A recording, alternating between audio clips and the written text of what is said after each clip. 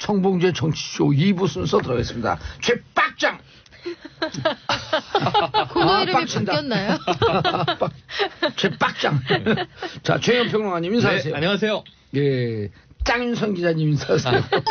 네, 안녕하세요. 짱윤선입니다. 예. 자, 오늘부터 이제 한 2주 뒤면 장윤선이 새로 시작하는 블로거 뉴스짱. 야, 미치겠다 진짜. 바로 방송을 거예요, 그냥. 광고 나갈 때 잠깐 한 농담하시더니 바로 그냥 이렇게 생방송에서 그럼요. 안 무섭네요. 그러니까요. 그래갖고 안 할 수 없게 만들어 버리세요. 개인 홈페이지를 만들고 네. 기사 써요 거기다가. 거의 무슨 컨설팅 업체 맞아요. 사장님 그러니까. 같으세요. 자. 사장님 진행하시죠. 그리고 여기 있는 분들도 네. 기사 하나씩 가끔씩 쓰는 거예요 거기에. 네. 자, 그리고 저 받는 거예요. 유료. 네. 도와주시라 우리를. 아유. 좋은 기사 만들겠다. 자, 빡 연미 기자님. 네, 안녕하세요. 빡연미 기자입니다. 네. 요즘 좀 빡쳐요. 왜냐하면 네.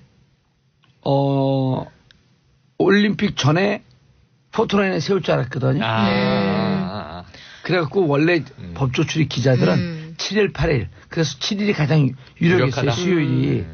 근데 검찰에서 그 얘기 도니까 발표했잖아요. 근데 뭐 올림픽 외신들이 다 한국에 와 있을 때 세우기는 좀 우리가 이렇게 부정부패에 강한 나라입니다. 뭐 이러긴 뭐 하잖아요. 그렇죠. 저 같아도 뒤로 미룰 것 같은데요. 근데 저는 검찰이 왜 정무적 판단을 하는지 모르겠어요. 저희가 이제 그 얼마 전에 그 판사 블랙리스트 파문 때문에 사법적폐 이런 파동이죠. 비판이 네. 있었는데요. 그 검찰은 검찰의 시계에 따라서 수사의 속도를 밟아가면 되지. 뭐 정치적인 일정 이런 거를 왜 고려해서 하는지. 그래서 정치 검찰 비판을 듣는 거 아닌지. 검찰은 검찰 스텝을 밟으면 근데 되는 거 아니에요? 이번에는요. 이제 청와대나 중앙부처에서 네. 다가오는 평창 겨울올림픽을 네. 평화올림픽으로 성공할 수 있도록 각 부처는 만전을 기해 주시기 바랍니다.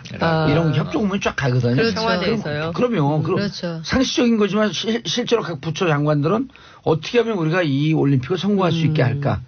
라면은 법무부 장관이 우리 함께 하는데 이 전에는 무슨 좀 큰 사단이 없으면 좋지 않겠어? 네. 이런 판단들을 하는 거죠. 그렇죠. 청와대가 이명박 대통령한테도 개회식 초청장을 보낸다고 보냈죠. 했잖아요. 보냈어요. 네, 그러니까 보냈어요. 보내놓고선 그 소환을 한다. 이거는 좀 어색하니까. 개막식에 그분이 네. 오실까요? 누가요? 오지 않겠죠. 이명박 전 대마왕지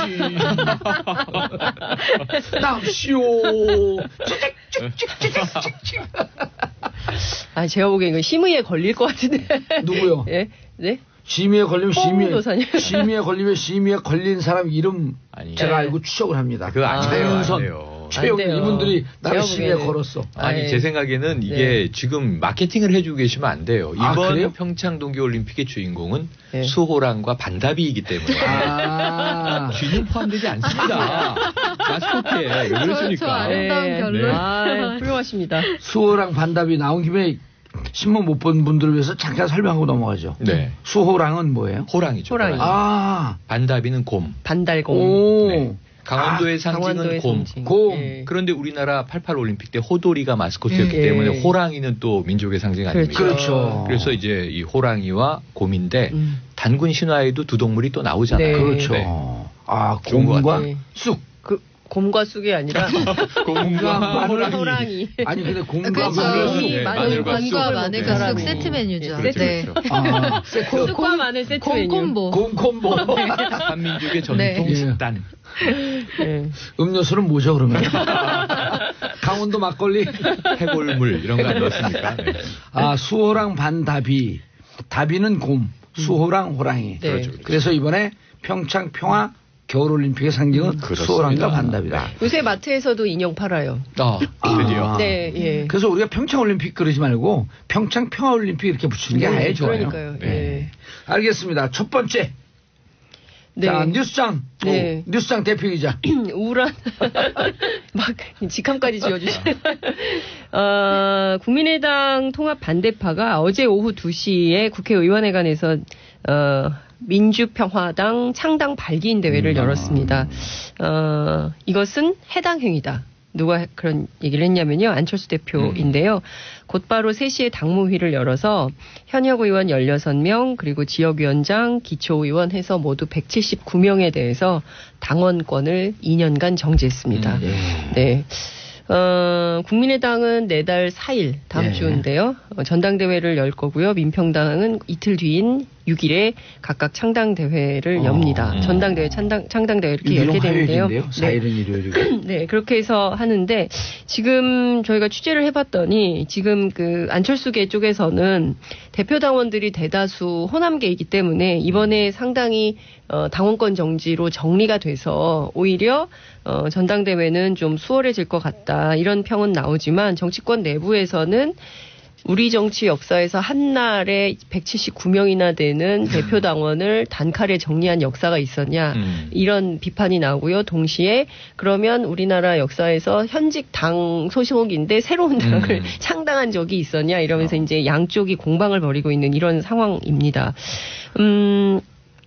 민평당 창당 발기인 대회에 모두 2,485명, 약 2,500명 정도가 이름을 올렸는데요. 여기에는 권노갑, 정대철 전 의원 같은 동교동계 인사들도 포함이 됐습니다. 취지문에 이런 얘기를 했습니다. 철저한 적폐청산 국가 대개혁으로 촛불혁명을 완수하겠다. 이것이 이제 민주평화당의 입장인데요. 당대표는 아마도 조배숙 의원이 맞지 않겠냐. 물론 이제 이쪽도 전당대회를 해야 되겠지만 네, 그런 전망이 나오고 있습니다. 안철수 대표는 또 이런 공방을 했어요. 반통합파를 향해서 더 이상 남의 당 전당대회를 방해하는 행위를 하지 말고 지체 없이 당적을 정리해서 떠나라. 이렇게 얘기를 했는데요. 중요한 것은 굉장히 지난해부터 계속 시끄러웠어요. 국민의당 갈라서냐 마냐, 이혼이냐 합의 이혼이냐 뭐 협의 이혼이냐 별의별 얘기가 다 나왔는데 결국에는 어제를 계기로 해서 확실히 갈라서게 된 것이 확인이 된 것이고요. 그러면 양당이 서로 갈라졌으면 어느 당이 얼마만큼 커지는가 이게 수 계산을 하게 되는데 지금 국민의당이 39석이고 바른정당이 9석입니다. 합치면 48석인데요. 이 중에 반대파, 통합 반대파가 16명 정도로 알려졌기 때문에 단순 계산만 하더라도 국민의당의 경우에는 마이너스 카운트가 됩니다. 그러니까 다 합쳐도 32명인 거예요. 국민의당하고 합쳐도 나가는 사람들이 있으니까요. 합쳐도. 그렇죠. 국바당이 바국당이에요? 아직 안 정했어요. 이제 그럼 정하겠죠. 지금 여기서 뭐라도 또 호칭을 해야 될 거 아니에요. 국바당이 좋죠? 국바당? 바국당? 바국당. 바국당 같잖아, 바국당. 어찌됐든 바른국민당이 됐든 국민바른당이 됐든 아니면 국민의당이 조금 더 형용사가 앞에 오는 게 맞지 않아요? 바른국민당 이렇게. 아니요. 그게 아니라 많은 숫자를 먼저 넣어줘야 돼요. 또 싸우니까. 국바당. 국바당. 빵집 이름 같네. 반팔쭉 하세요? 네. 근데 여기서 앞으로 더 빠질 전망이 나오는데요. 그렇죠. 비례대표 의원들이 지금 장정숙, 박주현 의원인데요. 어제 전당대회 의장인 이상돈 의원도 징계받았어요. 그래서 당원권 정지가 됐어요. 원래 이분이 왜 바로 창당 발기인의 이름을 안 올렸냐면 전당대회 사회권 때문에 그렇죠. 그리고 또 이게 법률적인 문제가 생길 수 있기 때문에 본인은 뭐 나중에 결합하겠다 했는데 그걸 이미 알고 있는 안철수 대표가 정리를 해버린 거죠. 미리 정리를 해버린 거죠. 박주선 의원은 어떻게 됐어요? 박주선 의원 지금 이제 중립파인데요. 아직 이름 안 올렸어요. 예, 아직 이름을 안 올렸습니다. 박주선 의원 갈 것 같고요. 근데 어찌됐든 지금 막 해보면 여러 명을 좀 나눠봐야 될 것 같은데요. 제가 앞서 말씀드린 비례대표 의원들이 있고요. 2명이요? 예, 그리고 이제 거기다 이상돈 의원이 있고 박선숙 의원이 있는데 박선숙 의원도 제명 요구를 하고 있기 때문에 이분도 조만간 입장을 밝힐 거라는 얘기가 어제 나왔습니다. 언론에는 나오지 않았지만 제가 취재한 바로는 그렇죠. 그렇죠. 저쪽으로 갈 수 있는 거죠. 그리고 이제 앞서 말씀 주신 중재파 의원 중에 황주홍, 송금주, 이영호 의원은 추가로 민주평화당에 합류할 가능성이 높다는 전망이고요. 박주선, 김동철, 주승용 의원은 탈당해서 무소속으로 남을 가능성이 높다는 얘기가 나옵니다. 세 분이 지역구가 전부 호남이에요. 그런데도 왜 민평당에 합류를 안 할까? 그 이유가 궁금하실 텐데 정치권 내부에서는 박지원, 천정배, 정동영 의원 간의 개인적인 껄끄러운 관계 때문에 그쪽 당으로는 가지 않고 바깥에 있다가 혹시 민주당이 문을 열어주면 그때 민주당으로 결합할 가능성도 있다. 이런 얘기가 나옵니다. 그렇지만 민주당이 어떻게 할지는 아직 결정되지 않은 이런 상황이고요. 일각에는 주승용 의원의 경우에는 안철수 대표가 국회 부의장 얘기를 했다는 얘기가 있어요. 그래서 고민을 한다는데 어찌됐든 정당 출입 기자들 사이에서는 이러저러한 국민의당 통합과 관련된 여러 가지 얘기들이 돌고 있고요. 이렇게 되면 양당이 이제 앞으로 지방선거를 앞두고 상당히 격하게 격돌할 가능성이 있는데 이때 그럼 어떤 프레임으로 격돌할 것인가 제가 취재를 해봤는데 배신자 프레임이 가동될 가능성이 높다는 얘기가 나옵니다. 그러니까 뭐냐면 TK 배신, 그다음에 호남 배신. 그래서 TK와 호남을 배신한 배신자 정당이다. 이렇게 공격할 가능성이 굉장히 높은 걸로 보입니다. 근데 전반적으로 보면 새로운 정당인데 이 정당이 만약에 이렇게 프레이밍이 되면 이것에 대해서 국민 반응이 어떻게 나올지는 모르는 상황이다. 이런 말씀 드릴 수 있을 것 같고 지방선거 그럼 어떻게 할 거냐 이런 관심들이 있으실 것 같은데 안철수 대표의 경우에는 지방선거 서울시장 출마보다는 통합에 방점을 찍고 있다고 해요. 그래서 왜 그러냐. 목전에 선거가 닥쳤는데 사실상 선거 때문에 이렇게 무리한 통합을 추진하고 있으면서 왜 이런 선택을 하는 것이냐라고 물어봤더니 막 하다 보니까 지금 이 순간에서 통합이 부결되면 무산되거나 하면 안철수라는 정치인의 정치 생명이 완전히 끝난다. 그렇죠. 이걸로 안철수는 죽는 거다. 이렇게 본다는 거예요. 그래서 본인 스스로 주변에 얘기하기를 서울시장 출마보다 통합이 더 중요하다. 이거를 정리하지 않으면 안 된다. 이런 얘기를 했다는 겁니다. 근데 통합하고 나면 또 그 지방선거 나가야 되니까. 그렇죠. 안철수 의원 전 의원 같은 경우 대표 같은 경우는 서울시장 반드시 나와요. 그러니까요. 그래서 지금 당내에서도 그런 얘기가 나와요. 서울시장 출마해서 15에서 20% 할 사람이 누구냐? 그나마 안철수밖에 없기 때문에 안철수는 나와야 된다. 이런 얘기를 하고 있고요. 둘 중에 하나다. 유승민 아니면 안철수가 나와야 되는데 유승민은 안 나온다는 입장이 너무 강렬하니까. 대구에서 배치를 던져야 되니까. 그러니까요. 그래서 뭐 한다는 거고요. 재밌는 포인트는 민평당이에요. 그래서 민평당은 그럼 지방선거 어떻게 할 거냐 그랬더니 서울시장 후보 내지 않고 연대. 민주당이 좋은 후보 내면 선거연대하겠다. 이런 입장을 얘기를 했어요. 좋은 후보? 변화가 이게 응대가 됐었는데.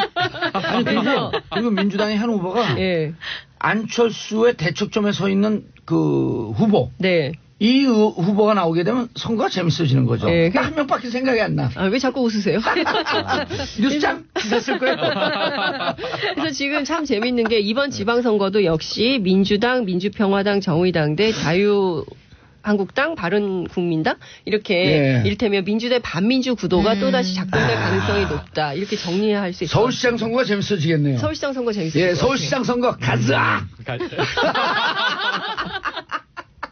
다스는 내 거예요. 나한테 돌려주세요. 다스를. 아니 그분은 노래를 하시네. 진행분이 또 나올 수 있나?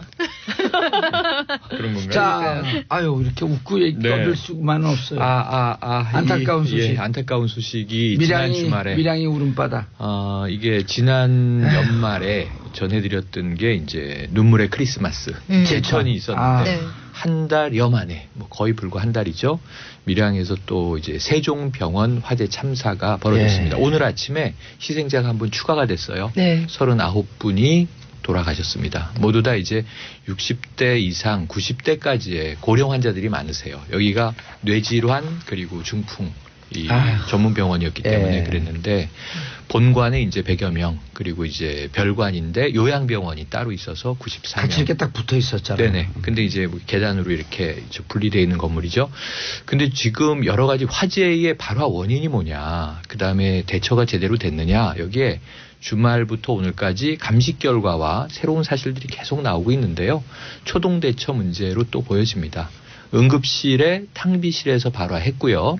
경찰 발표로는 이게 천정 쪽이었기 때문에 전기 누전, 단락 혹은 합성 가능성이 크다. 워낙 건조한 상태지 않습니까? 강추위에. 그런데 문제는 천정 마감재가 가연성 물질이 좀 많았던 것 같아요.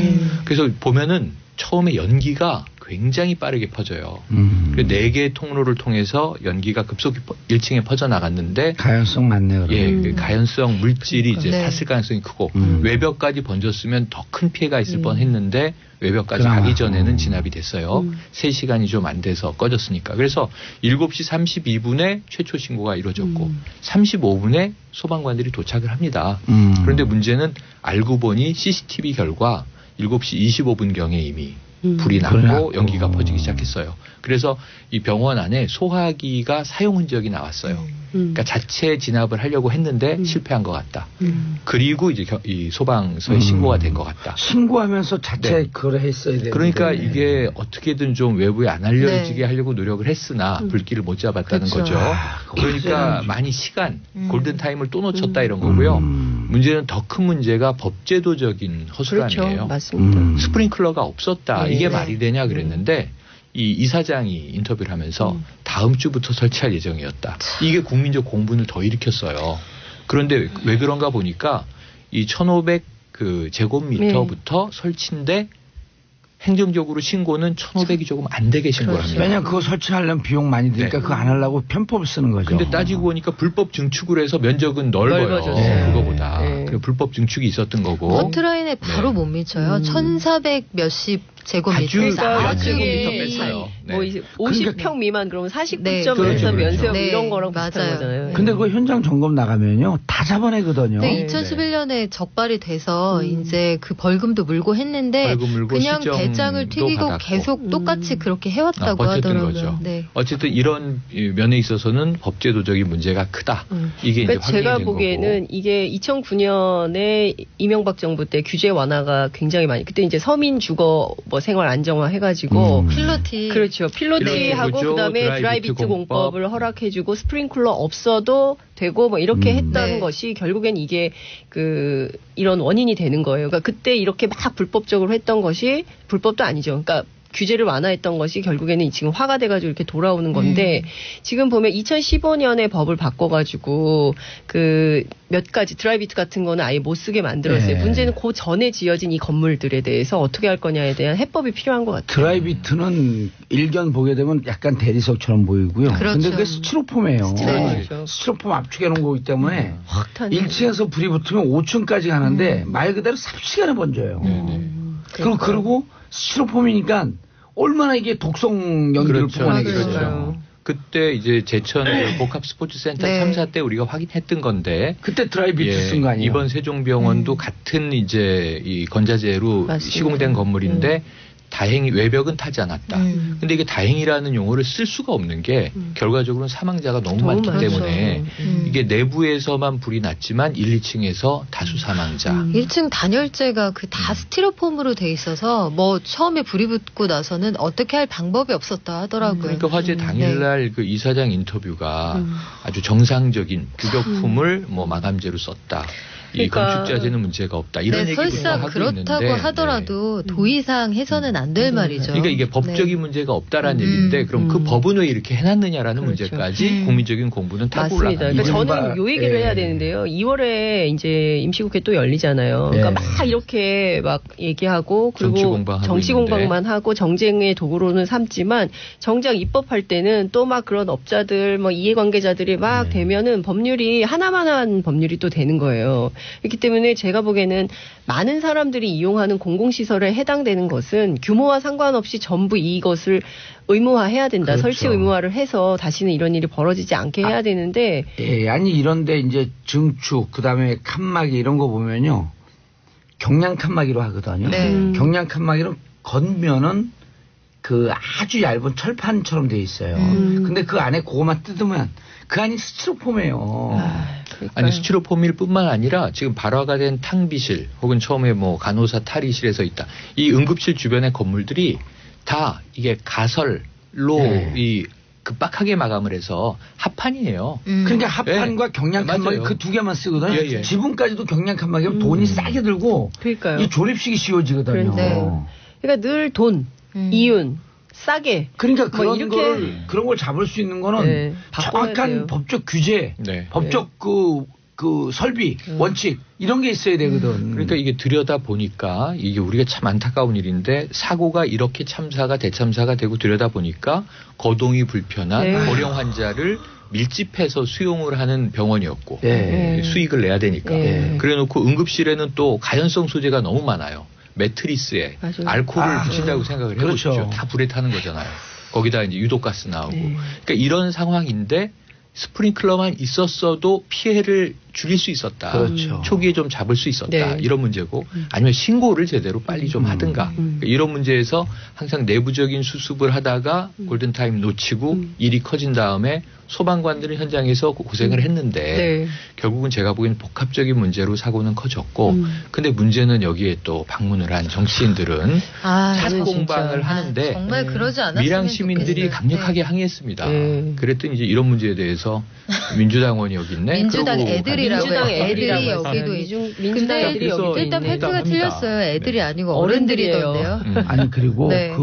그 빨간 이 머플라고 간 그분은 늘 그러려니 하는데 또 민주당원들도 거기 갖고 사진 찍었고 페이스북에 올리고 그랬어요. 뭐 그러니까요. 여야 불문 정치인들의 그러니까 아무리 선거가 코앞이고 한다 하더라도 이거요. 안 할 일이 있는 것 같아요. 예전에 세월호 참사하는데 현장에 가갖고 그 기념사진 찍은 거랑 비슷한 거예요. 증명사진 찍은 거 맞아요. 똑같아요. 그래서 구조를 방해했지 않습니까? 그리고 지금 그러니까 지금 시민의식은 빛났어요. 네, 20여 맞습니다. 명이 달려들어서 네, 퇴근길에 그냥 가서 구조하고 이랬던 맞아요. 시민들이 네. 있었죠. 그래서 네. 94명의 요양병원 환자들을 다 끌어낸 게 이 시민들이고 그 다음에 의료진 사망자 있습니다. 예, 알겠습니다. 말씀을 3부에 계속 이어가고요. 광고 정봉재 정치쇼 3부 순서 들어가겠습니다. 밀양 슬픈 화재 사건 말씀 나누고 있었던 중인데 아까 끊어진 정치인들 거 세 분의 이름 정치인들은 좀 언급하고 싶지가 않고요. 예. 세 분의 이름을 우리가 꼭 불러드려야 됩니다. 이분들 의인인데요. 의료진 세 분이 사망했습니다. 먼저 김점자 책임 간호사인데 네. 이분 연세가 거의 50이 되셨어요. 아. 그런데 이분은 간호조무사로 30년을 의료 현장에서 일한 분인데 이 대학에 갈 형편이 안 돼서 전문대를 나와서 간호조무사가 됐지만 결국은 너무너무 나이팅게일을 지향했던 분인 것 같아요. 예. 간호사 자격증을 따냈고 세종병원이 간호사로서의 첫 직장이었던 겁니다. 그런데 여기서 끝까지 환자들을 돕다가 1층에서 결국 연기질식으로 사망을 하셨고요. 함께 또 숨진 분이 김나희 간호조무사, 네. 30대 간호조무사가 계시고 의사도 한 분 사망했는데 민현식 의사입니다. 근데 이분이 세종병원 소속이 아니에요. 그러니까요. 세종병원에 있다가 행복한 병원이라는 곳을 이직을 해서 정형외과 과장을 맡았는데 정형외과 의사가 시골 마을에는 부족하니까 전 직장에 가서 원포인트 당직을 가끔씩 섰다는 겁니다. 이날도 이 소속이 아니지만 당직을 쓰고 마지막까지 소화기를 손에서 놓지 못했다. 그래서 이 세 분은 우리가 앞으로 꼭 기억해야 할 분들입니다. 그 30대 간호조무사는 김나희. 이제 그 아이가 없어가지고 이제 건강을 좀 찾아서 아이를 오래 가지려고 했을 때요. 네, 네. 그것도 안 되고 37세. 네, 마지막에 남편한테 통화를 했다는 얘기가 참 애절하더라고요. 김점자 이 간호사는 그 어머니의 육성 증언이 환자와 결혼을 했고 우리 딸은 그리고 이 어르신들을 사랑하려고 굉장히 부단히 노력했다. 그러니까 노인병원에서 그렇게 일을 했고 끝까지 빠져나올 수 있었지만 현장을 떠나지 못했던 거겠죠. 전 정치인들이 좀 이런 사실을 직시하고 무엇이 중요한 것인지를 좀 배워야 한다고 생각합니다. 정치를 잘못하면 이렇게 국민들이 직접적인 피해를 보는 거예요. 그렇습니다. 그러니까 정치를 자꾸만 머리로 하려고 하지 말고 심장으로 하려고 노력을 해야 되는데 자꾸 머리들로 수를 계산하니까 이런 희생자들이 나오는 거예요. 이게 그 삼풍백화점도 불법 중개축이 원인이 됐었거든요. 근데 그때 관련자들 제대로 처벌받지 않았어요. 맞아요. 굉장히 손방망이 처벌이었고 지금 정치인들이 가서 되게 뭘 잘해주길 바라지도 않고 불난집에 부채질만 하지 않았으면 싶은 게 지금 이 밀양이라는 도시 굉장히 작은 곳이라서 사망자들 전체가 다 지금 장례를 치르지도 못하고 있대요. 영안실이 부족해서. 이런 상황인데 거기에 가서 그런 막말들을 하는 건 그 인륜에 반하는 일이죠. 그러니까 한 달이 걸르면 다 아는 사람이고 다 친척이고 이런 거 워낙 작은 도시니까 그래서 그 도시 전체가 그러니까 뭐 이를테면은 뭐 노래방 뭐 이런 데 있잖아요. 이런 데는 아예 문도 닫고 영업도 못 하고 도시 전체가 상주인 거나 다름이 없죠. 그렇죠. 제천이나 뭐 그렇습니다. 마찬가지입니다. 제천이 29분 희생됐었잖아요. 그때. 맞아요. 그런데 그 이렇게 그 TV 나오는데 그 이렇게 안내 표지판에 전도연 거리 그런 표지판이 나오는데 더 짠하더라고. 짠하죠. 얼마 전에 그 수년 전에 네. 밀양이라고 하는 영화가 나왔었잖아요. 그렇죠. 정말 조용하고 깨끗하고. 그러니까 그런 지금 지난 제천 때는 이 크리스마스인데 또 이제 뭐 전 국민은 가족과 함께 보내는 날인데 그 정말 눈물의 연결식들을 보면서 정말 좀 이렇게 침울한 연말을 보냈는데 이번엔 또 이제 설 명절이 이제 2주 앞으로 다가왔잖아요. 아니 그런데 그 홍준표 대표가 거기서도 뭐 그런 막말을 했지만 설 전에 또 화재 난다 이렇게 그런 얘기죠. 저는요 정말 그 무슨 마음으로 정치를 하는지. 아니 화재 점검을 하라고 자기가 했다는 거예요. 근데 안 해서 이 문제가 생겨. 아니 그런 논법은 어디에 있으며 그다음에 이 화재 점검 안 해서 설 전에 또 화재가 난다는 거예요. 그러니까 지금 이 두 가지 문제가 있어요. 처음에 내가 경남지사 시절엔 화재가 없었다. 근데 화재가 있으니까 네. 인명피해가 없었다. 인명피해도 많이 있었어요. 네, 전국 세 번째로 그러니까 화재가 많았죠. 지금 이 지사 직무대행이잖아요. 네. 처벌해야 한다. 본인이 사실은 사퇴하면서 그렇죠. 이 사퇴 시점을 보궐선거를 미뤄서 못하게 만들어서 지금 직무대리 형태로 6월 지방선거까지 가야 되잖아요. 그렇습니다. 그러니까 어찌 보면 이게 정말 저는 정치인이 자기가 일말의 책임이 없어도 가면 저는 고개 숙이고 직업윤리만도 있었으면 네, 좋겠어요. 죄송합니다. 직업윤리. 예. 국민 여러분 사죄드립니다 해야 예. 되는 건데 어떻게 이렇게 남 탓을 많이 하시는지 저는 깜짝 정말 놀랍니다. 그 국민들께서 이번에 야 정말 너무하다. 저 정도일 줄이야 이러셨을 것 같아요. 어떻게 그렇게 악담할 수는 없는 거죠. 아니 근데 이제 그리고 그런 사고 앞에 어떻게 여야가 있습니까? 당 떠나갖고 그 자유한국당 지지하는 분들은 진짜 뭐라고 얘기해도 지지율이 안 빠지는데 지지하는 분들은 내 정당 이렇게 돼야 되거든요. 지지뿐만 아니라 네. 내가 지지하는 정당에 채찍이 돼야 돼요. 동시에. 비판을 해야죠. 비판을 하고 견제를 해줘야 견제하고 되거든요. 감시도 하고. 예. 그래야 성장하는 거죠. 그러니까 그런 10몇 프로의 지지가 항상 있으니까 그런 오만한 얘기를 해도 심장에 전혀 거리낌을 받지 않는 거예요. 참 답답합니다. 아휴, 자 다음 이슈 일본에서 가상화폐 해킹 사건이 자 그런데 청와대 대변인 김우겸 발표났군요. 전 한겨레 신문 선임 기자 내정되었다. 네. 네. 김우겸 최순실 게이트 파헤친 기자인데요. 맞아요. 그렇죠. 예. 처음 우리나라 언론에서 처음으로 신문 일면에 최순실이라는 이름을 올린 기자죠. 예. 그리고 2달 동안 계속 썼고요. 사실상 그렇죠. 이 게이트를 시작한 출발점에 있었던 분인데 청와대 김우겸 가셨네요. 기자는 이제 고대 82학번 법대인가요? 법대인지 모르겠는데 고대 82학번이고 학생운동을 하고 감옥을 갔다 와서 네. 저와 함께 이제 전민련 예. 전국 민족 민주운동에 제가 이제 같이 하셨어요? 차장일 때 편집실 네, 예. 저 다른 사회국인가 어디 있었어요. 네. 근데 막 급해갖고 기사를 쓰라 그랬더니 네. 너무 글을 잘 쓰는 거야. 네, 글 그래서 잘 쓰죠. 김우겸 씨, 기자하세요. 그 얘기를 듣고 실제요. 그래서 실제 기자가 스토리예요. 됐네. 근데 글을 너무 잘 썼어. 네, 제가 그 얘기는 들었어요. 그 저희 업계에 내려오는 얘기인데 그 김의겸 선배가 그 감옥에 있을 때 김태촌하고 같이 바둑을 뒀다. 아니 기사를 너무 잘 써갖고 네. 그때 감옥 갔다 와봐야 뭐 89년도니까 네. 23, 24 요때였었거든요. 그래갖고 그때 제 말에 영감을 얻어서 언론고시를 합격하고 한겨레 갔대는. 봉도사 때문에 기자 됐다. 그렇죠. 라고 주장하는 거죠. 제가 또 말지에서 한글 했었잖아요. 한글. 말지 기자. 그래서 제가 한글을 주로 잘 썼죠.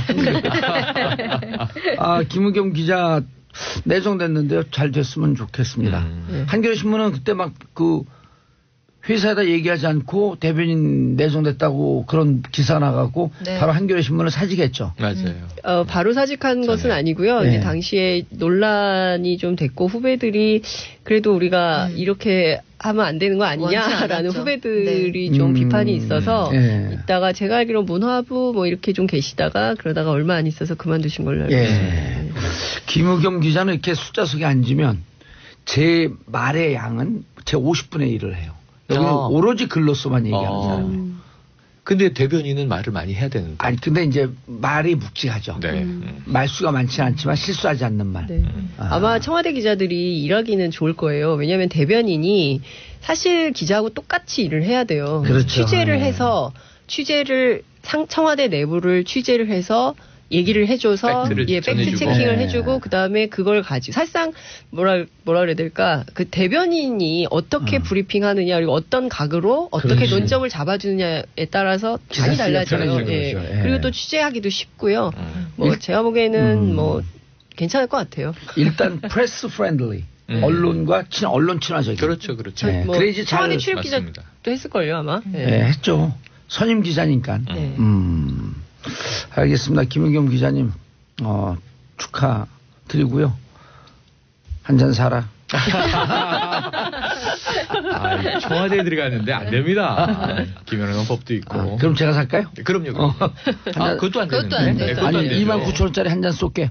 분식집에서 만나시면 분식집 되겠네요. 좋다. 길맥이나. 라면에 소주 하나. 길맥. 좋아요. 그렇죠. 편의점 옛날에 감액. 80년대 감액. 그렇게 많이. 예, 라면에 소주 하나. 감액. 그러면서 만두 5개 넣어주세요. 만두 하나에 10,000원이면 큰일입니다. 자, 가상화폐. 네, 일본 최대 정확하게는 인터내셔널 표준어는 암호화폐죠. 암호화폐. 그렇죠, 네, 그렇죠. 네, 암호화폐. 암호화폐. 크립토커런시. 네, 일본의 대표적인 가상화폐 거래소 중 하나인 코인체크가 이제 해킹을 통해서 580억 엔 상당의 NEM, 넴이라고 흔히 부르는데요. 뉴 이코노미 무브먼트 코인을 빼앗겼다 이렇게 발표를 했어요. 이게 27일 자정 상황입니다. 관리자들이 기자회견을 열었는데 그래서 일단 이 거래소 자체가 지금 영업을 완전히 중단한 상태인데 사실 여러 가지 문제가 복합돼 있습니다만 일단 보안이 허술했다. 그리고 이런 일이 벌어진 걸 이 회사 자체가 한 8시간이 지난 뒤에 인식을 했어요. 그리고 또한 그로부터 반나절이 지난 다음에 이 내용을 발표를 했거든요. 그러니까 게임이 완전히 종료된 다음에 피해자들에게 이 사실을 알렸다는 게 하나 문제고 코인체크 자체도 가상화폐 거래소 등록을 못 마친 회사예요. 그러니까 유사 사업자 신분이거든요. 그런데 유명 연예인들을 막 내세워서 마케팅을 활발하게 했단 말이죠. 그리고 지금 이게 우리 돈으로 계산을 하면 한 5천억 원이 넘는 돈이 예. 지금 피해액으로 잡혀 있는데 일단 회사 측에서는 우리 돈 가지고 다 물어주겠다 이런 입장을 밝혔어요. 밝혔죠. 그래서 우리가 가지고 있는 보유분을 제외하면 고객들에게 돌려줘야 되는 돈이 한 460억 엔 그러니까 한국 돈으로 4,500억 원 정도 되는데 우리가 이거 다 현금으로 물어주겠다고 했지만 역시 퀘스천 마크가 자금력이 확인되지 않았거든요. 물어준다고 하고 물어주지 못하면 이 회사 파산하고 피해자들 그렇죠. 돈은 공중분해되는 그렇죠. 상황이잖아요.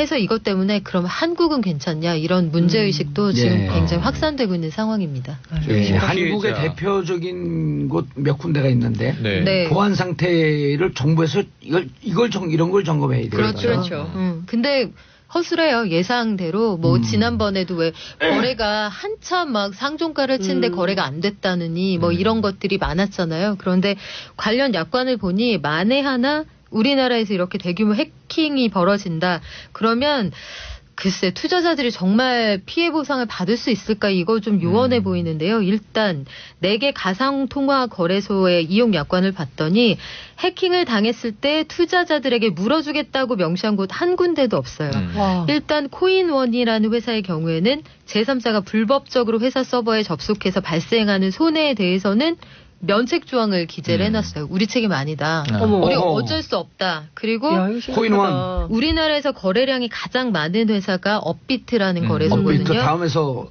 그렇죠. 카카오에서 투자한 회사죠. 이 회사도 그 만약에 디도스 공격이나 뭐 여러 가지 그 인터넷 센터 장애, 기간통신 사업자의 회선 장애 등으로 발생하는 손해가 있다면 어떠한 책임도 지지 않는다. 이 내용이 약관에 들어 있습니다. 이거 분명히 알아둬야 예, 되는데. 나아가서는 빗썸, 코빗의 경우에는 아예 관련 규정에 대한 언급 자체가 없어요. 그러니까 이런 상황에 대한 인식 자체가 없다는 얘기인데 이거 자체도 문제고 공정위가 불공정 약관으로 들여다볼 수 있는 소지가 다분하죠. 근데 너희들은 대체 정체가 뭐냐에 대한 정의가 돼 있지 않기 때문에 상황이 좀 복잡해요. 이게 예. 이 전자상거래 업체냐 아니면 금융회사냐. 네. 전자상거래 업체죠. 그러니까 현재는. 너희들은 대체 정체가 뭐냐 여기에서부터 사실 정부가 가름반을 좀 타줘야 됩니다. 그래야 관련 법적, 제도적 그 근거 규정들이 마련될 수 있고요. 오늘 이 약관과 관련된 내용은 오늘자 한겨레 신문에 보도된 내용입니다. 그런데 지난번에 이제 일시 정지했었잖아요. 네. 그리고 이제 내일 모레서부터 그 본인 실명 확인된 사람에 한해서 가상 계좌를 네. 가상 계좌를 이제 오픈하는데 네.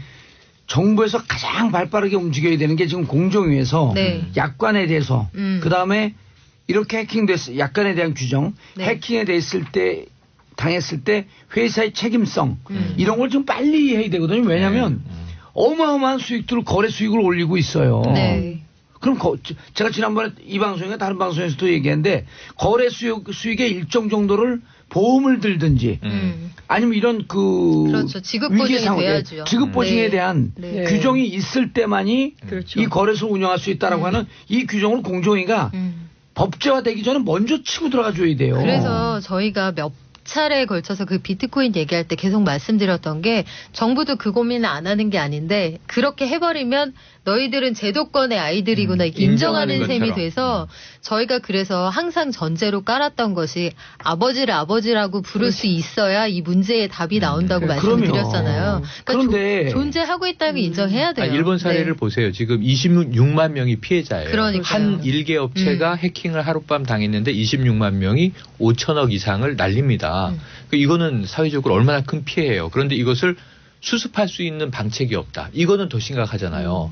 그러니까 우리나라에서 계속 말씀드리지만 거래소라고 우리가 부르고 있지만 거래소 없다니까요. 아니에요. 거래소 그러니까요. 없고 사설 중개 업체만 있는 거라니까요. 그러니까 인터넷 쇼핑몰이라고 생각하시면 돼요. 그렇죠. 인터넷 쇼핑몰에서 해킹이 된 거예요. 큰 돈을 주고 코인을 사고 있다 이렇게 근데 이해하셔야 어쨌든 돈이 되죠. 오가고 있기 때문에 네. 이게 이 코인이 돈이냐 아니냐는 논란은 차치하고 예. 실제 돈을 넣고 있기 때문에 이게 거래가 맞다고 친다면 공정한 거래의 내용을 정부가 보호해야 되는 것은 네. 마땅하고 네. 일정 규격을 네. 등록제 내지는 인허가 정도로 해서 네. 거래소의 규범을 정부가 갖춰주는 노력까지 네. 해줘야 된다. 맞아요. 그러니까 이거를 현재 존재하고 있는 거 하루에요. 그 천억 단위도 넘고 하루에 막 조 단위가 거래되고 그렇죠. 그래서 그렇죠. 그렇게 현실로 되고 있는데 6조까지 갔었죠. 되고 있는데 여기에서 피해 볼 것을 먼저 고민을 해줘야 돼요. 맞는 그러니까 말씀이에요. 정부가 그러면 규제 또는 이 제도적 보완 그리고 불법적인 자금 거래가 있다면 확인해서 저기 조치한다라고 하는 것은 잘한 조치인 거네요. 그 제대로 한 거죠. 적극적으로. 그거는. 근데 이제 네. 그게 그렇죠. 정말 발빠르게 움직여야 돼. 왜냐하면 전 세계 최고의 해커들이 네. 다 지금 이 그 가상화폐, 암호화폐 거래소에 총 집결하고 있어요. 맞아요. 맞아요. 그렇죠. 근데 이게 네. 금요일 날 얼마나 이게 또 불감증이 있냐면 금요일 밤에 이게 터졌잖아요. 근데 다시 금방 회복됐죠. 금요일 밤에 했는데 네. 그래갖고 우려한 거예요. 전 세계적으로 가상화폐가 폭락할 것이다. 그런데 몇 시간 정도 좀 내려갔더니 다시 그냥 원적으로 쭉쭉 올라가고 있어요. 이 정부가 시장 규모에 대한 인식과 우리가 방파제 역할을 해줘야 되는 건 분명히 알아줘야 하는 게 이게 세계 시장 규모가 6천억 달러 규모예요. 그러면 우리 돈으로 한 650조 원 정도 그렇죠. 되나요? 그러니까 이 시장에서 한국인들이 얼마나 활약을 하고 있습니까? 그렇죠. 그러니까 이 현재의 상황을 좀 23%. 그렇죠. 직시할 20% 필요가 넘어요. 있어요. 네. 예. 어쨌든. 알겠습니다. 그래서 정부에서 빨리 음. 만에 하나 인케이스 오브 아니에요. 영어로. 네. 이런 상황에 대비해서 그런 것을 이걸 그러면 우리가 무슨 그 합법적으로 인정하냐 이 고민할 때가 아니에요 지금은. 적극적으로 방어에 나서야 될 때네요. 전반적으로 정부가 생각하고 있는 건 그래요. 자금 세탁을 방지하는 게 이 시장에서 먼저라고 보는 것 같아요. 네. 일단 30일부터 가상화폐 거래 실명제가 예정대로 시행이 되고요. 그리고 가상화폐 거래를 취급하는 은행에 이제 1,000만 원 넘는 돈을 넣거나 빼는 경우에 이거 좀 이상하다 하면 바로 보고하게 돼 있고요. 네. 이거 그 세금 탈루의 의혹이 있다 그러면 바로 관련 기관에 통보를 하게 돼 있는 이 시스템을 마련하기로 했습니다. 그리고 지금 얘기했던 일본에서 이게 2014년도 이미 일본에서 네. 해킹 사건이 있었거든요. 그렇죠. 그러니까 해킹으로부터 늘 자유롭지 못한 곳이에요. 전 세계 이미 한국에서도 코스닥 그 거래량을 넘어섰단 말이에요. 그러니까 지금 이게 비트코인 하나로만 볼 문제도 아니고 그럼요. 그리고 그냥 뭐 쉽게 봐서 넘길 문제가 절대 아니에요. 피해자를 구제 보호할 수 있는. 네. 제도적 장치가 자, 필요해 지금 보입니다. 카톡하고 있는 최근 평론가님 평창 소식 전해 주시죠. 카톡이 아니고 지금 세종병원 관계자들이 출국 금지가 됐다는 속보가 떠서 네. 그거 보고 계신 거예요? 병원에 이제 비리 그건- 문제가 그 터진 것 같아요. 소식이 카톡으로 온 거 아니에요? 아니요. 그래요? 지금 속보. 속보가 떴습니다. 미안합니다. 연합에서. 톡하러 왔네. 네. 자, 평창 퀴즈 드릴게요. 예. 평창 며칠 남았습니까?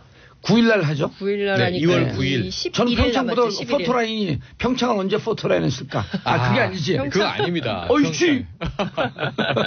자, D-10일. D-10일 11일 후에 네. 이제 개막입니다. 그렇죠. 그 카운트 다운이에요, 이제. 네. 이번 주부터. 이번 네. 주가 1월 끝나고 내일 모레면 맞아, 2월로 접어듭니다. 맞아요. 네. 제가 퀴즈 또 예. 저도 퀴즈. 네. 돌발 퀴즈. 네. 돌발 질문. 아이, 무서워. 평창 주제가. 평창 주제가? 평창 네. 올림픽의 주제가? 예. 손에 손 잡고 손에 가서 없지 않아요? 그러지? 없지 않아요? 네. 없을 리는 기쁘다 없다. 평화오셨네. 이거 좀 이제 가짜 뉴스인 것 같습니다만 네. 확인해서 가짜- 알려드리기로 하고요. 기쁘다 교황님. 평화오셨네. 그 교황님께서 예. 가짜 뉴스는 사탄이라는데. 네. 그래요? 나 자. 목이 안 좋아서 사탕 먹어야 돼. 미국 선수단 242명, 음. 역대 최다 선수단이 오호. 옵니다. 그럼 몇 개국이 참여할까요? 92개국이요. 예. 소치가 최대 참가였는데 88개국이었으니까 예. 역대 최대 동계올림픽입니다. 예. 그러면 이제 가장 우리나라 지금 야당이 굉장히 비판하고 근데 있잖아요. 92개국 아니에요. 네. 93개국 됐어요. 아, 하나 더 늘었나요? DPRK. DPRK. 북한이 참여. 예. 북한도 국가로 예우한다. 이게 우리 통일부 방침입니다. 그렇죠. 나왔고요.